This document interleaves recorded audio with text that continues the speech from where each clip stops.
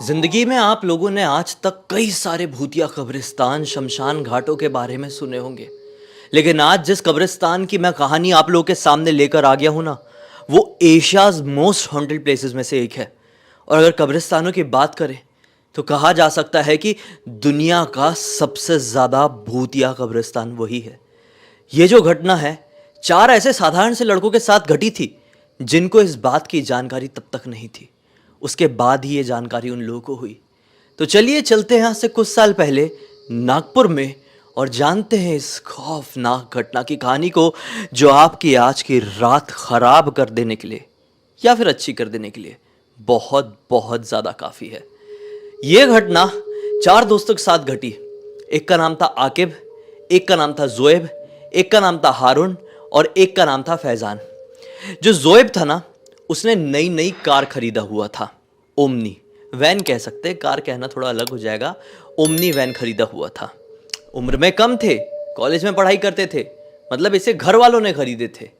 तो जब कभी भी मौका मिलता था ना, तो अपने पापा से अपनी कार लेता था और घूमने फिरने के लिए निकल जाया करता था।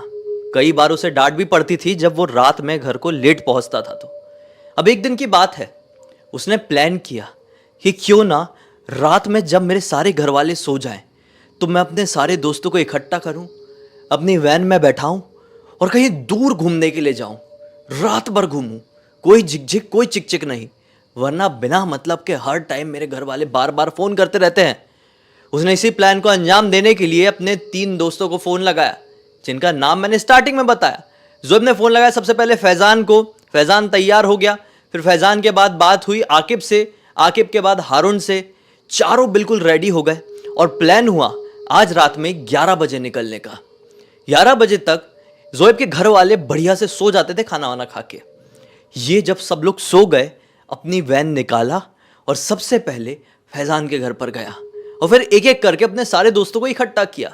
अब इन लोगों ने प्लान किए कि नागपुर में एक बहुत ही प्रसिद्ध प्लेस है जिसका नाम है फुटाला तालाब। हम लोग उस तरफ घूमने के लिए जाते हैं। ये जोएब के घर से लगभग 10 से 12 किलोमीटर की दूरी पर था।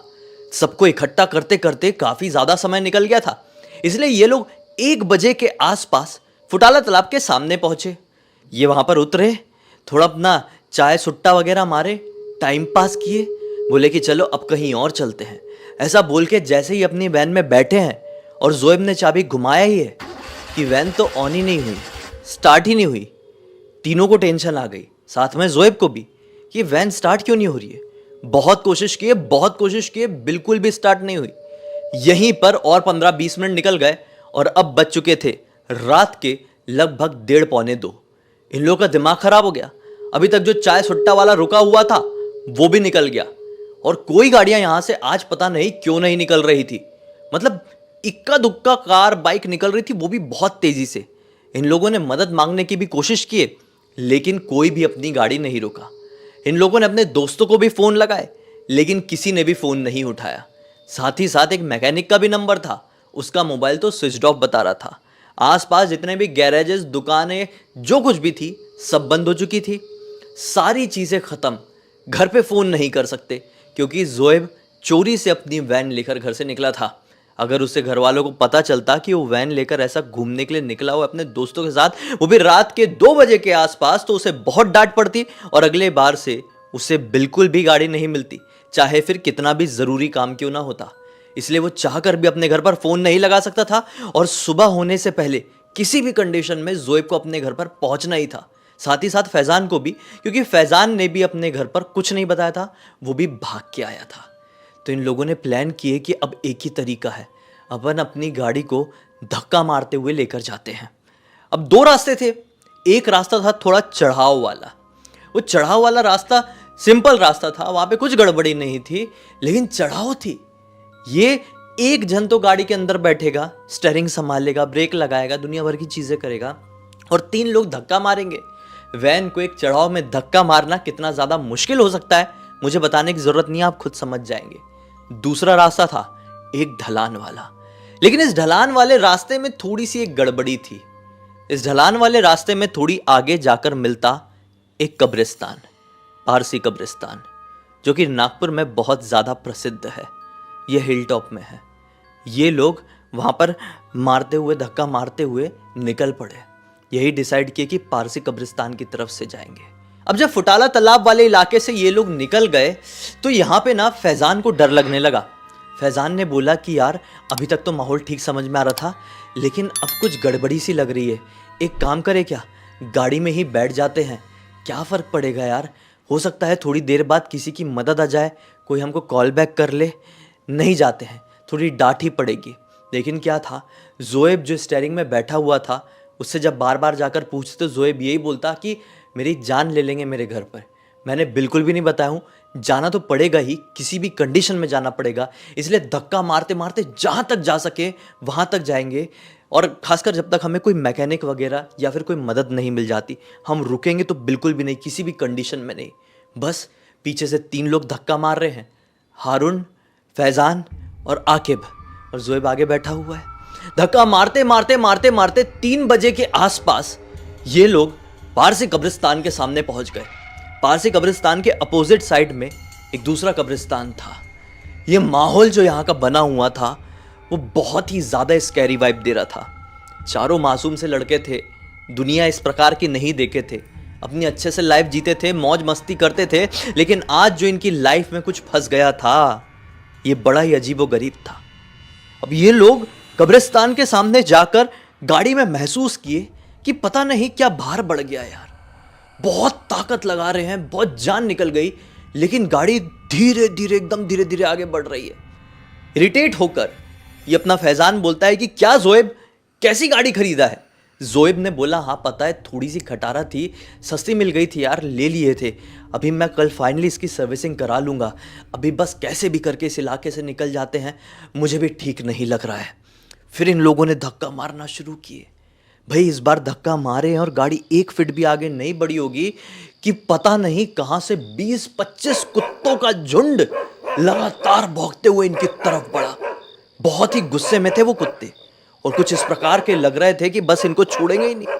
और ये तीनों कुत्तों से बहुत डरते थे। एक तो कार के अंदर बैठा हुआ था, घबराकर छोड़े धक्का वक्का मारना और फटाक से पीछे सीट में जाकर बैठ गए। कांच वाँच सब दरवाजा एकदम लॉक कर दिए। अब गुस्से में फिर से ज़ोएब को बोलते हैं कि यार तेरे को समझ में नहीं आ रहा था, अपन को रुक जाना चाहिए था, ये वो। खैर इन लोगों की ये बातचीत चल रही है कि इतने में ही आकिब की नज़र पड़ती है कार के बाहर तरफ। कार के सामने अंधेरे रास्ते की तरफ से एक आदमी आकर खड़ा हुआ। उम्र रही होगी यही कोई 60-65 साल की। इसने कैजुअल से कपड़े पहना हुआ था और इन्हें बड़े ध्यान से देख रहा था। जैसे ही वो आदमी आया ना, तो ये चारों ने क्या नोटिस करे कि जितने भी कुत्ते लगातार इनकी वैन के भी ऊपर अभी भौंक रहे थे, वो अचानक से भाग खड़े हुए, जैसे कि पता नहीं कुत्तों ने क्या देख लिया हो, कौन से डर से सामना कर लिया हो। कुत्ते सारे भाग गए। अब वो आदमी इनके पास आया, वैन के कांच में नॉक किया। वैन नीचे किया ज़ोएब ने। आदमी बोलता है, अरे बच्चों तुम डरे तो नहीं ना? ये कुत्ते कई बार नए लोगों को देख के ऐसी हरकत कर देते हैं। क्या हुआ, गाड़ी खराब हो गई है क्या? चिंता मत करो, यहाँ पर मेरा बेटा मैकेनिक है, आगे तुम्हें कोई भी ऐसी दुकान नहीं मिलने वाली। पूरा सुनसान इलाका है, अंधेरा है, थोड़ी आगे जाके तो स्ट्रीट लाइट भी नहीं मिलेगी, बड़ी मुश्किल हो जाएगी। बेहतर है मेरे साथ मेरे घर पर चलो, मेरा लड़का अपने घर पर टूल किट रखता है, वो तुम्हारी गाड़ी पक्का ठीक कर देगा, फिर तुम आराम से अपने घर जा पाओगे। फैज़ान बोला अच्छा आइडिया है, लेकिन ज़ोएब बोलता है कि नहीं यार, मुझे कुछ ठीक नहीं लग रहा है, हमें नहीं जाना चाहिए। फिर से फैज़ान ने बोला, अरे तेरी बात सुन सुनकर तो अपने हालत ख़राब कर ली है, अब जब यहाँ पर आ गए हैं तो चल लेते, अंकल जी इतना बोल रहे हैं तो। बस फिर क्या था, तीनों लड़के फिर से उतरे। ज़ोएब अभी भी ड्राइवर सीट में बैठा हुआ है, स्टीयरिंग संभाल रहा है, और धक्का मारते मारते ये लोग अंकल के पीछे पीछे जाने लगे। दोनों कब्रिस्तान थोड़ी पीछे छूट गए। फिर अंकल एक कच्चे रास्ते में राइट की तरफ मुड़ लिए। ये लोग भी अपनी गाड़ी घुमा के वो कच्चे रास्ते की तरफ जाने लगे।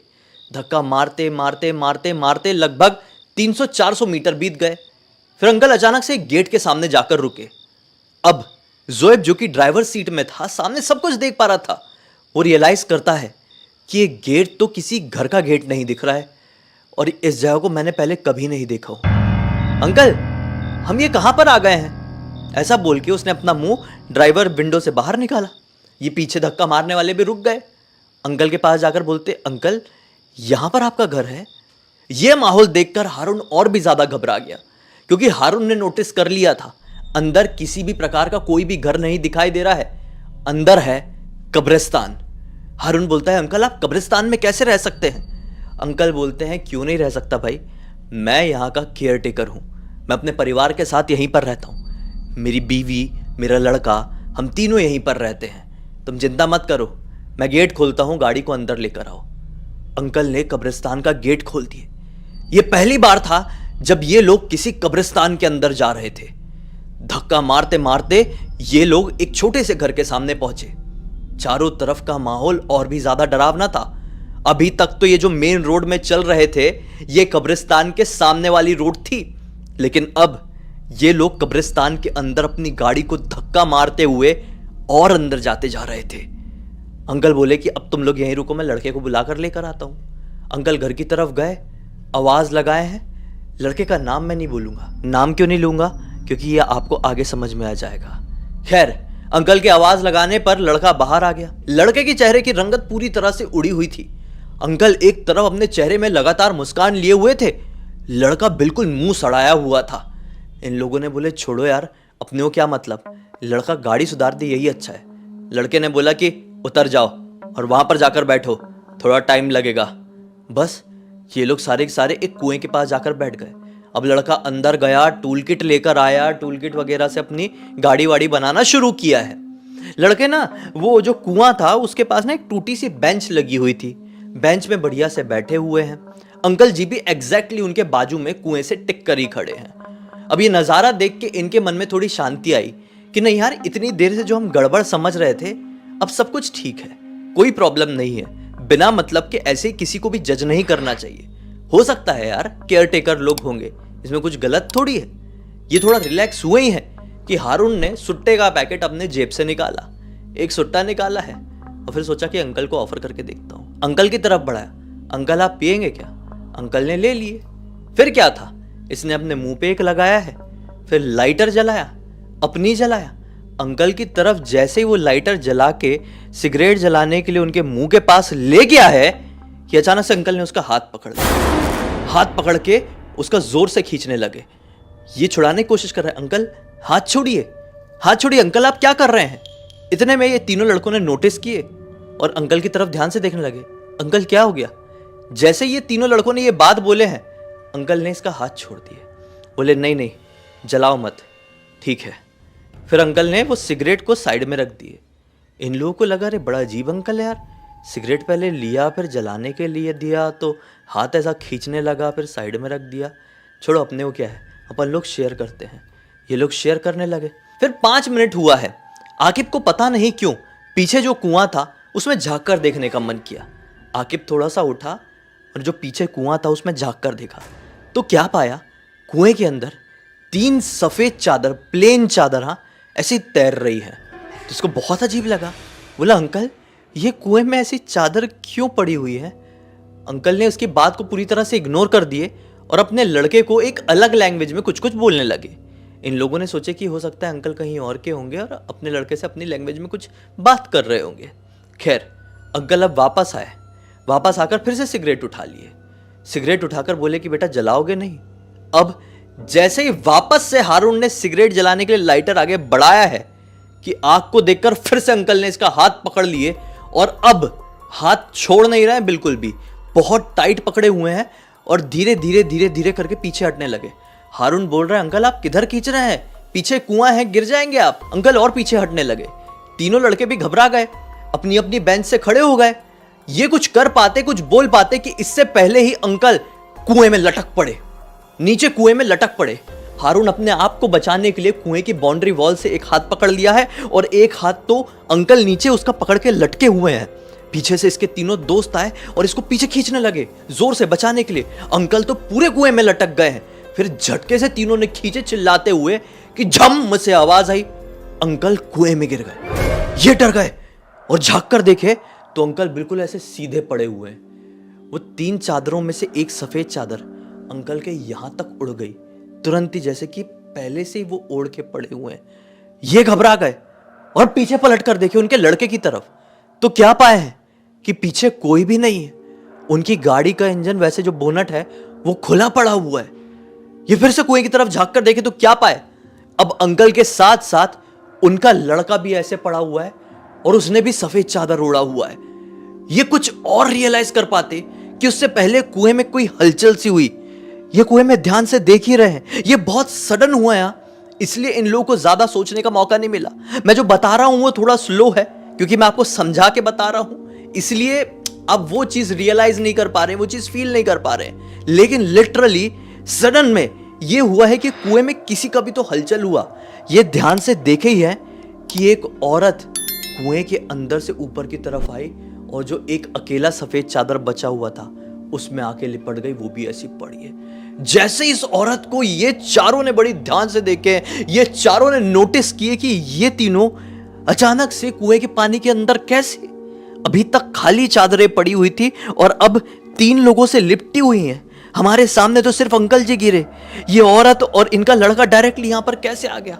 ये सारी चीजें रियलाइज हुई है और चिल्ला के ऐसे भागे हैं ना ये चारों लड़के कि मैं क्या एक्सप्लेन करूं आपको। कब्रिस्तान के अंदर ही तरफ भागे, कुछ समझ में नहीं आता ऐसे सिचुएशन में। कुएं से दूर भागना था इन लोगों को, भागे बहुत चिल्ला चिल्ला के और कब्रिस्तान के बिल्कुल एंड वाले पॉइंट में जाकर मिले। अब क्या बोलते हैं कि भाई क्या करें, यहां से निकलना बहुत जरूरी है और अपन को दूसरा रास्ता कुछ समझ में नहीं आ रहा है निकलने का। ऐसा बोल के ये लोग वापस से अब कार की तरफ बढ़ने लगे। इनकी जो कार थी वो कुएं से लगभग 20 मीटर की दूरी पर खड़ी हुई थी। जैसे ये कार के थोड़े नजदीक आ गए, बहुत तेज दौड़कर कार में बैठे हैं और इस बार जैसे ही अपनी चाबी घुमाए कार स्टार्ट हो गई। गियर जैसे ही मारा है कि पीछे से बहुत जोर से चिल्लाने की आवाज आई। ये लोग घबराकर चारों बाहर मुंह निकाल कर देखे तो 3 लोग कुएं से रस्सी से बंधे हुए हैं। ये तीनों वही हैं, अंकल जी, उनका लड़का और शायद तीसरी औरत जो उनकी पत्नी थी। और वो चिल्ला चिल्लाए क्या बोल रहे हैं, बच्चों हम बुरे नहीं हैं, जैसा तुम हमें सोच रहे हो हम वैसे बिल्कुल भी नहीं है। हमने तुम्हारी मदद की है ना, अब तुम भी हमारी मदद कर दो बच्चों, इसको छुड़ा दो, एक बार हमको रस्सी से छुड़ा दो बच्चों, तुम्हारी बहुत भलाई होगी बच्चों। ऐसे मत जाओ, ऐसे मत जाओ, सब भाग जाते हैं, तुम मत जाओ, हमने तुम्हारी मदद की है। अचानक से पीछे से आकिब ने चिल्लाया, जोएब निकाल तू यहां से, जो भी गेट वेट है सब तोड़ते हुए निकाल। इसने एक्सीलेटर दबाया, जू जू जू करके धुम से बाहर, सीधे बाहर, और इतनी तेजी से बाहर निकाल कर लेकर गए हैं। ये सुनसान रास्ता खत्म हुआ तब इनकी चुप्पी खत्म हुई, पूरे रास्ते में चुप बैठे हुए थे। क्या हो गया हमारे साथ, क्योंकि किसी को भी कुछ भी समझ में नहीं आया। फिर रियलाइज किए कि साला वो जो अंकल अपन को मिला था वो एक भूत ही था। हाँ, फिर उनका लड़का भी भूत था। वो जो औरत थी वो तो पहले से ही मरी हुई थी। शायद अंकल कब्रिस्तान के अंदर अपन को इसलिए लेकर गया था कि हम उसको कुछ छुड़ा सके, उसकी मदद कर सके। लेकिन अच्छा है अपन निकल कर आ गए। ऐसी चीज़ों की ना ही दोस्ती अच्छी ना ही दुश्मनी। आज के बाद ज़िंदगी में रात में कभी ऐसे घूमने फिरने को नहीं जाएंगे। ये लोग फाइनली अपने घर पर पहुंचे हैं। फिर अगले दिन बड़ा टेंशन में घूम रहा था आकिब, एक जगह से दूसरी जगह। तो आकिब के पापा ने उससे पूछ लिए कि बेटा क्या बात हो गई, तो एकदम मुंह उतार के क्या टेंशन में क्या घूम रहा है। अब आकिब अपने पापा के थोड़े क्लोज पूरी बात बताया पापा को, ऐसा ऐसा हुआ है।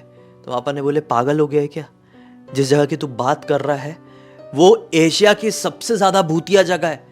बोला नहीं ये नहीं हो सकता। बोले तू पूछ ले अपने कोई भी दोस्तों से जिनके साथ घूमता है। तो इसने अपने दूसरे दोस्तों से पता किया। दोस्तों ने बताया क्या बात कर रहा है भाई, नागपुर में ही पैदा हुआ, यहीं पे बड़ा हुआ, तुझे उस कब्रिस्तान के बारे में नहीं पता। दुनिया का सबसे ज्यादा भूतिया कब्रिस्तान है वो। बस फिर क्या था, कसम खा ली कि उस रास्ते के सामने से कभी नहीं गुजरेंगे, कभी भी। रात के समय तो ऐसे अय्याशी करने के लिए तो और नहीं जाएंगे। इस पूरी घटना की जानकारी मुझे किसी और ने नहीं बल्कि आकिब ने खुद इंस्टाग्राम पर लिख कर दिया। मैंने सोचा कि आप लोगों को बताऊं जिससे आप लोगों को सीख मिले कि रात बेरात भले ही मदद करने के लिए भी कोई मिले ना तो उसके ऊपर इतनी इजीली ट्रस्ट मत करना। क्या पता सामने मदद करने वाला कोई इंसान ही आया हुआ है या फिर कोई इंसान के रूप में खतरनाक शैतान। उम्मीद करता हूं आज का वीडियो आपको अच्छा लगा होगा। कमेंट सेक्शन में 10 में से इस वीडियो को रेट जरूर करना, जितने भी नंबर लगे दे देना, मुझे बहुत अच्छा लगेगा पढ़कर। अब तक देख लिए तो लाइक जरूर कर देना, चैनल को सब्सक्राइब करके बेल आइकन दबा के ऑल के ऑप्शन में क्लिक करना, क्योंकि इसी तरह के हैरान कर देने वाले खौफनाक वीडियोस डेली आप लोग के सामने लेके आता रहता हूँ। इंस्टाग्राम की लिंक इस वीडियो के डिस्क्रिप्शन बॉक्स में मिल जाएगी, क्लिक करके डायरेक्टली वहां पर पहुंच जाना। और इसी तरह की कोई भी कहानी, टॉपिक या जानकारी आप लोग के पास भी है तो लिख भेजना ना भाई, कौन रोक रहा है। हो सकता है मेरा अगला वीडियो कल आपके हिसाब से ही बन रहा हो। तो चलिए कल फिर से मिलता हूं, तब तक के लिए बहुत बहुत धन्यवाद। आपका दिन शुभ हो।